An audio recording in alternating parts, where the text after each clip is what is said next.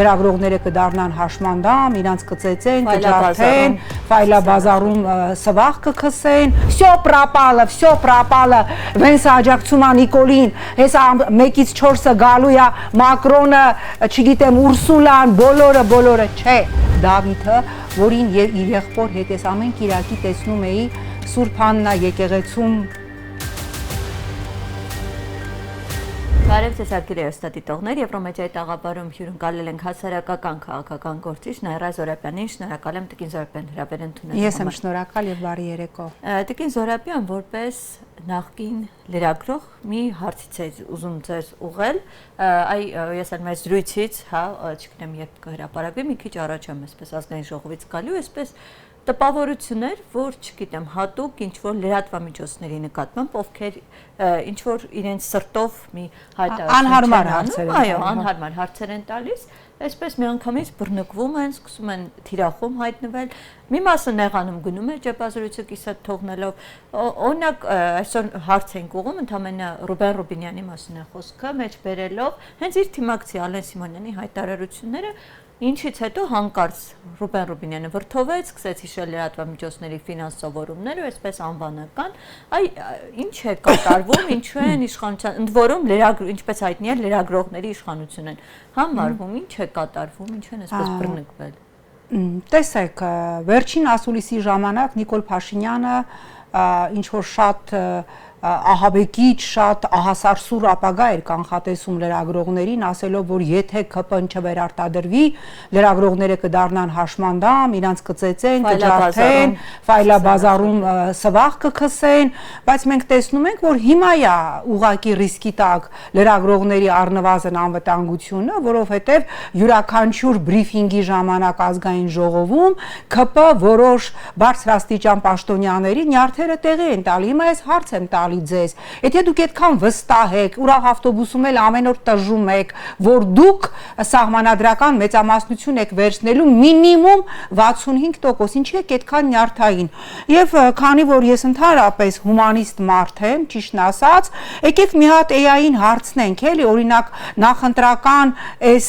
փուլի ժամանակ, նախընտրական կրքերը հանգստացնելու համար ինչ դեղամիջոց է առաջարկում արհեստական բանականությունը, մի վարքյան, ինչ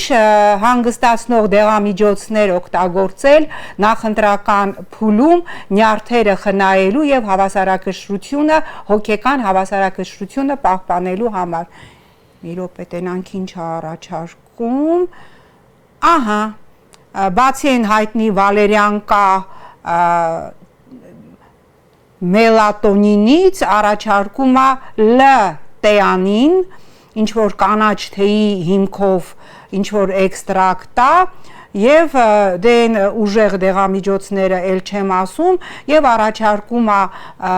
մագնեզիում գլիցինատ վիտամին B կոմպլեքսի հետ փորձեք ուրեմն ամեն անգամ առաջարկում եմ լրագրողների հետ հանդիպումից առաջ մի երկու հատ մագնեզիում կուր տվեք այլապես ձեր նյարդային վիճակը չի բռնում ձեր հայտարարությունների հետ որ դուք վերցնելու եք սպառնում եք վերցնել սահմանադրական մեծամասնություն եւ գնում եք դբա 65%։ Տիկին Զորաբյան, լավ, ինչու են հենց այս փուլում հիշում ֆինանսավորումների մասին հանկարծ, այսպես ամեն երկրորդ հարցը, երբ որ ինչ-որ հարց է ուղղում, ինչ-որ կարևոր հանրության հետաքրքրող, իրենք հարց են պատասխանում փոխարեն, ասում են ասեք ձեզ ով է ֆինանսավորում։ Այն դեպքում, երբ որ բոլոր լրատվամիջոցները այսպես ներկայացում են, չէ՞, հաշվետվություն ու հրապարակային։ Դե հիմա ես կարծում եմ մենք էլ լեգիտիմ իրավունք ունենք, օրինակ Արարատ Միրզոյանին հարցնելու, Արարատ հերոստացույցիդ վար կփակեցիր, որովհետև մենք տեսանք նախորդային մեր ձևովի առաջի դեմքերից մեկը քո շատ շքեղ առանձնատան ֆոնին կանգնած հրապարակել էր քո շքեղ առանձնատունը, իհարկե քո որոշ կուսակիցներ ասում են դե ինչ առանձնատուն ստից բան է, հիմա մենք իրավունք ունենք պահանջելու, որ այդ մարդիկ, ովքեր պիլիսոսի եւ հերոստացույցի զգալի վարկեր ունեին, նույնքան հետևողականորեն հաշվետվություն ներկայացնեն, օրինակ այդ կարգի առանձնատների վերաբերյալ, իսկ ինչի են իրանք դա հակադարձում, որովհետեւ երբ որ չեն կարողանում որևէ հարցի պատասխանել, օրինակ ինչպես այսօր, երբ որ հարցրեցիք Ռուբեն Ռուբինյանին, ինչ կասեք Ալեն Սիմոնյանի այն հայտարարության մասին, որ եթե Ռուսաստանը գազի գինը բարձրացնի, ապա Հայաստանը դուրս կգա եւ ԵԱՏՄ-ից եւ ՀԱՊԿ-ից։ Հիմա ես նորից եմ ասում, այդքան դուխ ունեք, դուրս եկեք եւ ԵԱՏՄ-ից եւ ՀԱՊԿ-ից եւ կրեք դրա բոլոր ուրեմն լրջագույն տնտեսական հետևանքները։ Դրա հետևանքները իր մաշկի վրա է։ Դե ցավոք սրտի, այո, մենք տեսանք երեք արդեն նորից ռուսական հատուկ տեսչական մարմինը հայտարարություն տարածեց, որ նորից վերաբացել են այն մահվան դեպքը, որ իբր ինչ որ մեկը թունավորվել է ջերմուկից, որը ես վստահ եմ, դա ընդամենը բլեֆ է, ես չգիտեմ, կարող եմ դրանից առաջ տրայնոյ ադիկալուն ախմել այդ մարդը, հասկանում եք, սա ակնհայտ է եւ սա այս հասկանալի է, թե այս ամենը ինչի համար է արվում, բայց մենք պիտի հասկանանք, որ լրջագույն հետևանքներ է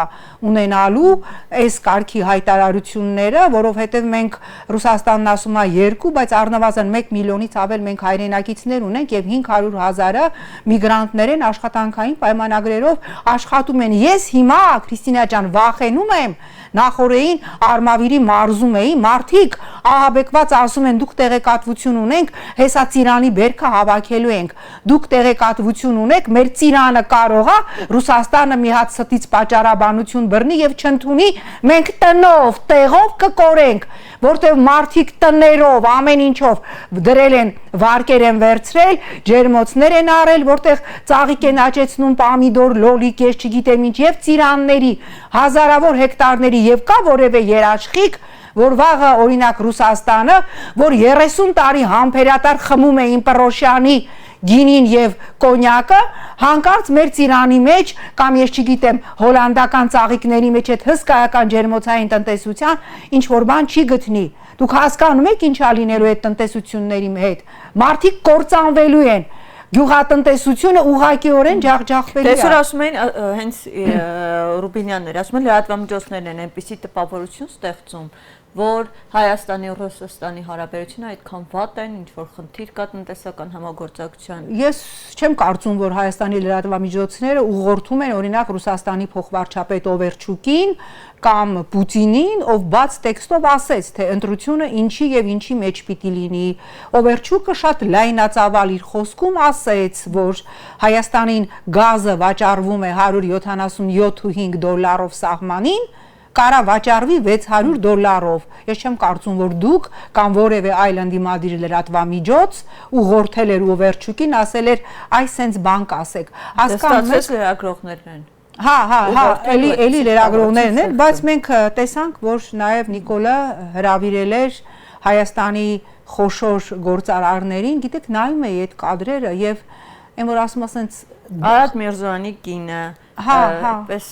այդ գիտեք ինչն է գործարարներ հայտնի, որոնց Նիկոլ Փաշինյանն էր։ Բայց ես ուրիշ դիտակետից էի նայում էի այդ կադրերը, որ խոշոր գործարարներին հրավիրել էր Նիկոլը, մի քանի րոպեանոց ռեպորտաժ էր, անգամ Նիկոլի էջում եմ նայել,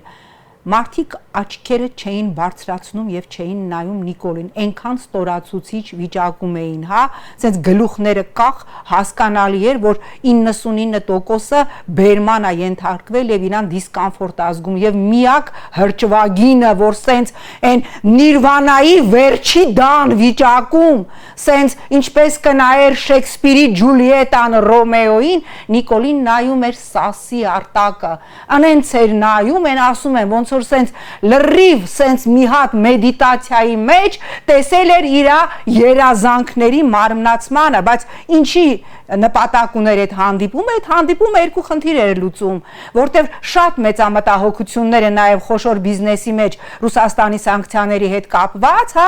որքան նայեցի մամուլում տեղեկատվական արտահոսքից ինքը փորձել է ասել, որ այդ սանկցիաները չի լինի կամ մենք այս կամ այն կերպ կչեզոքացնենք, բացվելու է շուտով ադրբեջանական եւ թուրքական շուկան, եւ երկրորդ թիրախը, որ լուծում էր այդ հանդիպումը, որի ժամանակ սենց գլուխները կախած այսենց, որ կադրից փախնեին շատերը, երկրորդ նպատակը այն էր, որ նախընտրական փուլում ասի, որ խոշոր բիզնեսը ինձ հետ է, մարդը, որ ասում էր բիզնեսը չպիտի լինի որևէ կերպ ներգրավված որևէ process-ում, ընտրական։ Տիկին Զորաբյան, խոսենք երեք փաստորեն Դավիթը 18-ամյա հենց հիվանդանոցից տեղափոխվեց բանտ, ինչպես ասում են իր փաստաբանները, այդպես վատ առողջական վիճակում անգամ Սայլակով Այս սա մարդկային էր ընդհանրապես, թե ոչ։ Այն ինչ որ իրավական այս գործընթացներից մի կողմ գնա։ Այն ինչ որ հիմա արվում է Դավիթ Մինասյանի, ահա այս հրաշքի երիտասարդի հանդեպ, սա խոշտանգում է, սա երեխայի խոշտանգում է, սա անմարդկային է։ Ես իհարկե կարող եմ հոգեբանորեն բացատրել, թե ինչի է այս ռեժիմը ատում adekvat բարոյական ընտանիքների ազնվազարմ զավակներին։ Ես հասկանում եմ, թե իրանք ինչի են ատում ահա այսպիսի հրաշալի կիրթ սեփական ծնողներին հարգող երեխաներին։ Դա հասկանալի է, բայց չունենալ նվազագույն էմպաթիա, չունենալ նվազագույն ապրումակցում եւ Նիկոլի ախրանիկի հարվածից գանգուղեղի փակ վնասված եւ ուղեղի ցնցում ստացած երեխային անվասալյակի վրա նորից տանել բերդ։ Ես ինչ ասեմ, Մի հատ պատկերացրեք, եթե նման բան լիներ նախկին որևէ իշխանության ժամանակ, չարտերա որ քիչներ Հայաստան, ԵԽ համազեկուցողները, ես չգիտեմ եվրոպական մարդու իրավունքների տարբեր կառույցներ, երեխաների պաշտպանության տարբեր կառույցներ, հայաստանյան կազմակերպությունները, կպարկեին այդ իրավապաշտպան, որովհետև իրանք այս իշխանության շարքային բոլտերն են, դրա համար էլ լռում են, սա անմարդկային է, սա գիտեք ես չունեմ բառ նկարագրելու սրանց էմպաթիայի, գիտեք սրանք երբ որ մեր 44 օրյայի զոհերին պլյուս մինուսով էին հաշվում, երբ որ հայտարարում էին, որ հա կարայինք ունենայինք նույն վիճակը, բայց առանց զոհերի հասկանալի է, որ 5000-ից ավել Դավիթների հանդեպ իրանք ունեն նույն վերաբերմունքը, ինչ որ ահա այս հրաշալի Դավիթի հանդեպ։ Ինչպիսի ճակատագիր, ինչպիսի, այսպես ասած, ելք եք տեսնում ես։ Ես կարծում եմ, որ պետք է իսկապես համազգային աղմուկ բարձրացնել։ Այստեղ նաև ես դիմում եմ երիտասարդներին, Դավիթը ձեզանից մեկն է, մի լռեք։ Մենք բոլորս չպիտի ասենք, որ դե իմ երեխան չի, որովհետև այսօր Դավիթը, որին իր եղբոր հետ ես ամեն կիրակի տեսնում էի Սուրբ Աննա եկեղեցում աղոթքագիրքը ձեռքը աղոթք անելիս,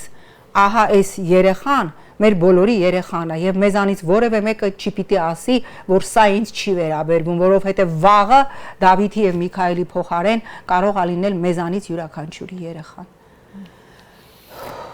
Տիկին Զորաբյան, խոսենք նաև այսպես քաղաքահասարակության պատվիրակություններ մեկնել Բաքու, այնտեղ խաղաղության քննարկումների շրջանում կլոր սեղանի են մասնակցում եւ երեք էր ասուլիս տվեցին, այնտեղ հայտարարություններ հնչեցին, ինչպես իրենք են ասում քննարկել են գերիների հարցը, մյուս կարևոր հայտարարությունն այն էր, որ ադրբեջանցիների վերադարձի հարցը ասում են դա բլեֆ է ընդամենը իրենց շրջանում, քաղաքականություն չկա։ Հայաստան շատ բարձր տրամադրությամբ Բաքվից վերադարձած քաղաքահասարակության ներկայացուցիչները լկտի եւ անամոթաբար ստում են, ասելով, որ ադրբեջանցիների Հայաստան վերադառնալու հարց չկա եւ ասելով, որ մենք պետքա ընդմիշտ փակենք արցախցիների Արցախ վերադառնալու հարցը, եթե չենք ուզում, որ Ադրբեջանը բացի ադրբեջանցիների Հայաստան վերադառնալու հարցը, դուք լկտիաբար, դուք անամոթաբար, դուք ինչ ասեմ, պլինդուզից ցածր մակարդակի ստում եք, որովհետև այս իշխանությունը իդեմս Նիկոլի հայտարարում է, որ քանի ինքը կա ադրբեջանցիների Արցախ վերադառնալու օրակարգ չի լինելու, բայց դա չի խանգարում Ալիևին ամեն օր ասել, որ այսօր Ադրբեջանի թիվ 1 օրակարգը մեծ վերադարձ ծրագիրն է, միջազգային բոլոր կառույցները ողողված են ադրբեջանական այդ օրակարգով, որպիսի հնարավորինս արագ կազմակերպեն ադրբեջանցիների վերադարձ, ինչպես Ալիևն է ասում, իրենց պատմական հայրենիք, իրենց պատմական հողեր, ուստի այդ որ գնացել Հիկմետ Հաջիևի հետ Ջոկոնդայի ժպիտով նստում եք, բա մի հատ Հիկմետին հարցնեիք, ինչու մեր ռազմագերիները միջև հիմա չեն ստանում դատավճիռները բարձրաձայնել են։ Սուտ են, դե կարող է ձևական բարձրաձայնել, իրենք պիտի պահանջեին, որ մի հատ թեկուս Հիկմեթի ուղեկցությամբ գնային եւ այցելեին մեր ռազմագերիներին, բայց դե իրանք հո դրա համար չէին գնացել Բաքու։ Սա ինչ ասեմ, սա ուղղակի խայտարակություն է։ Տիկին Զոհրաբյան, նման դեպքերում պատվիրակության կազմը ինչ չափորոշնորով որոշվում, պետբյուջեի հաշվին են գնում, թե ոչ։ Բնականաբար, իհարկե պետբյուջեի հաշվին են գնում, պատվիրակության կազմը որոշվում է այն չափորոշիչով, ինչքան էս իշխանությանը հպատակ, այնքան դու առավել ներգրաված ես այդ կարգի պատվիրակություններում։ Կողմից են, չէ՞, գնում են, դեռ դիրքորոշում հայտնում, պետք է ստացվում է, այո, հարությունը համաձայնություն։ Այո, իհարկե, որտեղ իրանք գնացել են Հայաստանի կողմից ներկայացնելու ամենակարևոր հարցերից մեկը, բայց մենք իմանում ենք այդ մասին կամ իրանց ռյուկզակներով գնալուց ժամանակ, հա, որ իրանք արդեն ճանապարհին են ինչ որ sense նկարներ հրատարակում sense պաչիկներով կամ հետ գալուց ինչ ասեմ իրանք ստում են իրենք ուղակի ստում են ասելով որ 300,000 ընդհանրապես ադրբեջանցիների Հայաստան վերադարձի հարց չկա հարցը կա եւ հարցը նույնիսկ գիտեք Միլիմեջլիսում ստեղծվել է մեծ վերադարձ ուրեմն մի ամբողջ մեծ ուրեմն հանձնաժողով որը զբաղվում է հիմա արդեն օրենսդրական նախաձեռնություններ են ընդունվում ադրբեջանցիների Հայաստան վերադառնալու օրենսդրական հիմքերը ապահովելու համար Տիկին Զորաբյան նաև Հունգարիայի ընտրությունները ես ուզում եի վերջում արդեն զրույցի սրահին անդրադառնանք չնայած այսպես շատ աշխարհակահաղական կենտրոնների աջակցության տեսանք այնտեղ ինչ ելք ունեցավ իշխող ուժը այսպես պարտություն կրեց Թեև հենց ամենափոխնական էլ ինքն գնացել էր անձամբ այնտեղ իր աջակցությունը հայտնեց, այ ինչ դասեր կարող ենք քաղաքում։ Տեսեք, մենք տեսանք, թե ինչ եղավ Հունգարիայում, երբ անգամ արևմուտքի հիշում եք Վենսը անձամբ գնաց Բուդապեշտ եւ իր աջակցությունը հայտնեց 16 տարի իշխող ուժի ղեկավար վարչապետ Վիկտոր Օրբանին, երբ ԵՄ մի քանի երկրների ղեկավարներ ուղղակի իրենց աջակցությունը հայտնեցին Օրբանին, մենք տեսանք, որ Օրբանի նախկին կուսակից Պիտեր Մայդարը, ով 2 տարի առաջ էր դուրս եկել կառավարությունից ստեղծել էր ընդդիմադիր ուժ ընդդեմ գործող վարչախմբի, կարողացավ ճիշտ աշխատելով եւ համախմբելով ընդդիմադիր դաշտը աննախադեպ մասնակցություն ա եղել 70% մասնակցություն։ Ես նայում էի կադրերը, հունգարացիները ասում էին, որ 4 ժամ հերթ են կանգնել ընտրատեղամասում քվեարկելու համար եւ մեր հերթը դեռ չի հասել եւ շատ կարեւոր էր, հա, իհարկե ես բազմաթիվ հարցեր ունեմ Օրբանին, դա այն Օրբանն էր, ով ուրեմն ազատեց մարդասպան Ռամիլ Սաֆարովին եւ երրորդ նախագահը անմիջապես Հունգարիայի հետ դիվանագիտական հարաբերությունները խզեց, բայց անգամ այդ Օրբանը դեռ քվեարկությունը չավարտված, երբ որ պարզ էր, որ ինքը այլևս չի ընտրվել, զանգահարեց, շնորհավորեց Պիտեր Մայդարին եւ ասաց, որ ես այլևս որպես ընդդիմություն կծառայեմ Հունգարիային։ Հիմա ասածս հետեւյալն է, որ մեր սիրելի ընդդիմադիրներ մի ասեք, շեֆ, բրիլյանտովե ռուկայի նման, всё пропало, Վենսը աջակցում է Նիկոլին, հեսա 1-ից 4-ը գալու է Մակրոնը, չգիտեմ, Ուրսուլան, բոլորը, չէ։ Եթե կա իսկապես ճանապարհային քարտեզ, եթե նպատակը մի քանի մանդատը չէ, ինչու՞մ ասում եմ անկեղծորեն, ես կասկածում եմ, որ ընդդիմադիր որոշ ուժերի նպատակը մի քանի մանդատը չէ, ապացուցեք, որ ես սխալվում եմ։ Այսինքն կարևորը այստեղ գաղտնիքը ժողովրդի մասնակցությունն է եւ ընդդիմության միասնականությունն է։ Այս ամենը որ եղավ Ուզում է Վենսը աջակցի, ուզում է Ուրսուլան աջակցի, ուզում է Մակրոնը 50 անգամ գնա գա, հաղթելու է ժողովուրդը։ Շնորհակալ եմ ձեզ զրույցի համար։ Արգելի օստատիտողներ մեր տաղավարում զրուցում ենք հասարակական քաղաքական գործիչ Նաիրա Զորաբյանի հետ։ Ձեզ հետ Քրիստինե Մուշեղյանն է, շնորհակալ եմ եթերին հետևելու համար, կհանդիպենք։